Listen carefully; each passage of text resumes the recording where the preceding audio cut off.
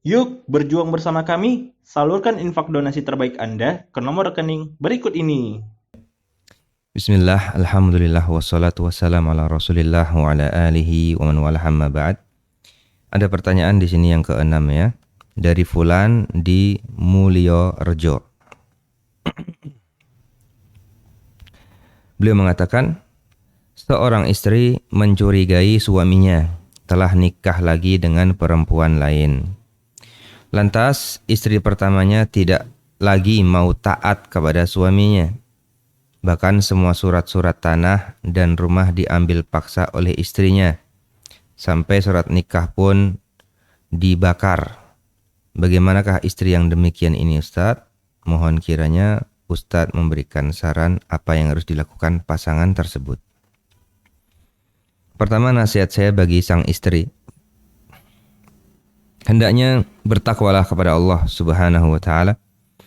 Dan ingat, kita diciptakan oleh Allah Subhanahu wa Ta'ala tidak lain untuk mentaati Allah, bukan untuk mencari kesenangan dunia semata.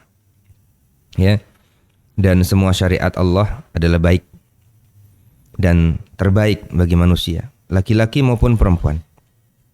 Nah, seorang istri itu jika dia mengkhawatirkan tentang agamanya, ya, mengkhawatirkan tentang agamanya sekali lagi, pada dasarnya dia boleh, ya, boleh minta khulu sebagaimana seorang sahabiah, ya, dan mengembalikan mahar pada suaminya.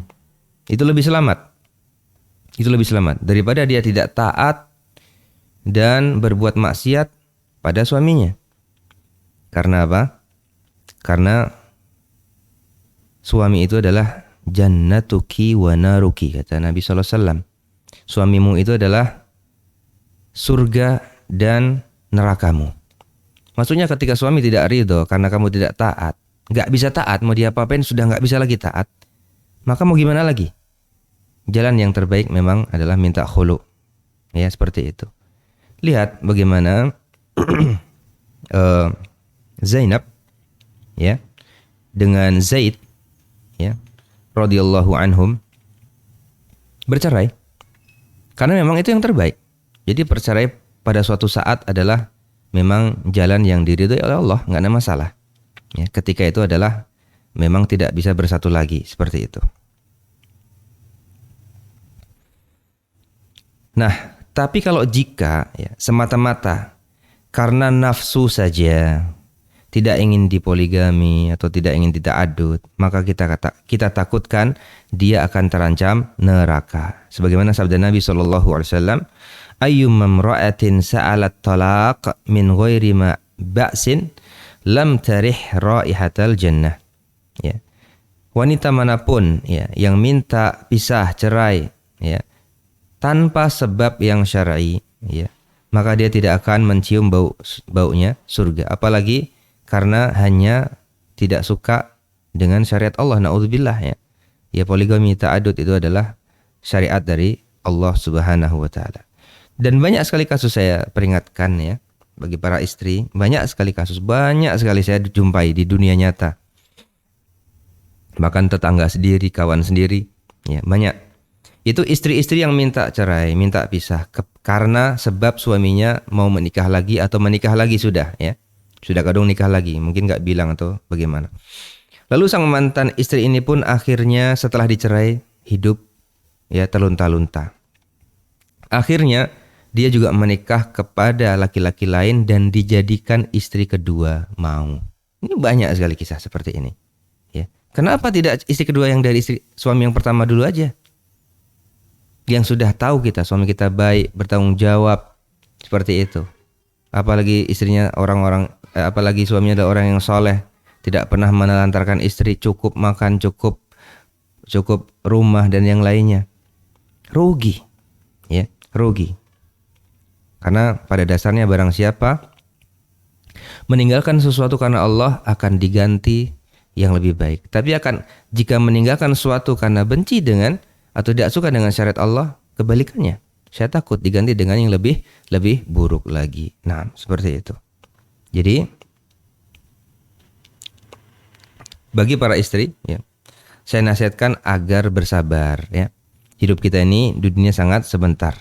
Jangan korbankan akhirat kita ya dengan nafsu sesaat ya.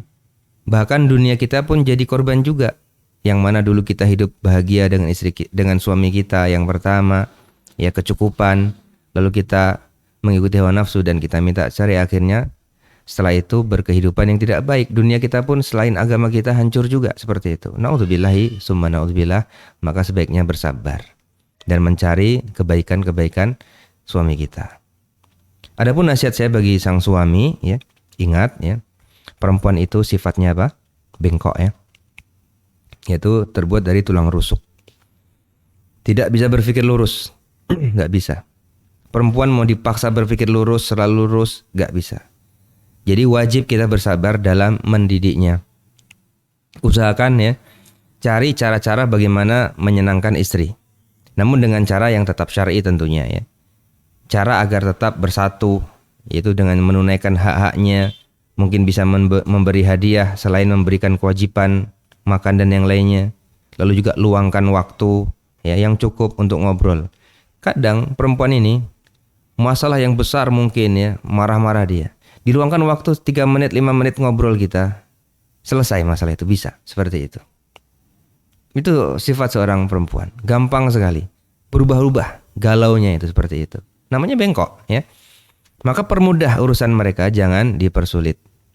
Nah, jika semua itu sudah ditempuh ya, kita sudah menasihatinya dengan baik, memberinya hadiah dan juga tidak bisa misalkan, maka jalan yang kita tempuh adalah pertama, boleh pisah ranjang. Boleh pisah ranjang. Ketika sudah dinasihati nggak bisa, pisah ranjang. Setelah pisah ranjang tidak bisa, maka boleh dipukul dengan pukulan yang tidak menyakiti. Seperti itu ya. Ini adalah ada dalam surat An-Nisa ya. Ar-rijalu qawwamu 'alan nisa dan seterusnya.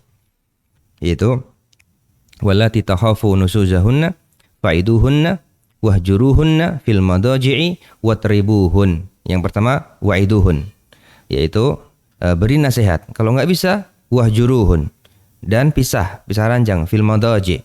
Kalau nggak bisa watribuhun, lalu pukullah. Kalau nggak bisa juga maka boleh diceraikan. Boleh diceraikan. Jadi jangan langsung ceraikan, nggak bisa. Jadi syariat cerai ini ayolah ikhwah ya, dalam Islam itu masya Allah. Syarat-syaratnya itu berat. Pertama, nggak boleh kita menceraikan istri kita dalam keadaan haid, nggak boleh. Ya nggak boleh. Harus nunggu sampai dia suci. Nah ketika dia suci itu juga tidak boleh kita ceraikan kalau sudah kita gauli. Jadi nggak boleh digauli dulu ya, dan dia memang sudah yakin harus diceraikan, sudah melampaui 3 step ini, baru diceraikan boleh. Ya seperti itu.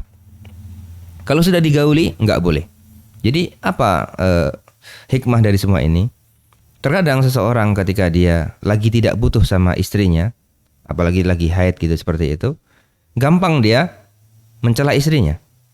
Tapi kalau lagi dia butuh, lagi kangen sama istrinya, sudah lama haid, pengen berhubungan, ya, udah suci dia mungkin akan lebih lembut. Nah, disitulah boleh menceraikan, kalau mau seperti itu ya. Tapi kalau sudah dia hubungi, dia gauli istrinya sekali saja, ketika sudah suci, maka tidak boleh diceraikan. Nunggu lagi nanti kalau mau, setelah haid dan dia suci lagi, seperti itu. Itu adalah bukti bahwasanya Allah dan Rasulnya yang menjaga persatuan suami istri itu dengan benar-benar. Ya harus dipikir matang-matang seperti itu. Tidak boleh gerusa-gerusu ya. Kalau orang Jawa bilang kesusu ya, atau tergesa-gesa seperti itu. Ya jadi kalaulah sudah melampaui nasihat, pisah ranjang dan bahkan memukul dan tidak bisa dinasihati, maka baru boleh. Nah, namun ketika dia taat setelah 3 step itu, maka jangan dipersulit ya. Maka permudah dan rujuklah dia dan pergauli dengan baik. Nah, mungkin itu saja yang bisa saya jawab. Semoga ya antum bisa bersatu lagi dengan istri antum dengan baik ya, sesuai dengan sunnah Nabi Shallallahu Alaihi Wasallam. Wallahu alam.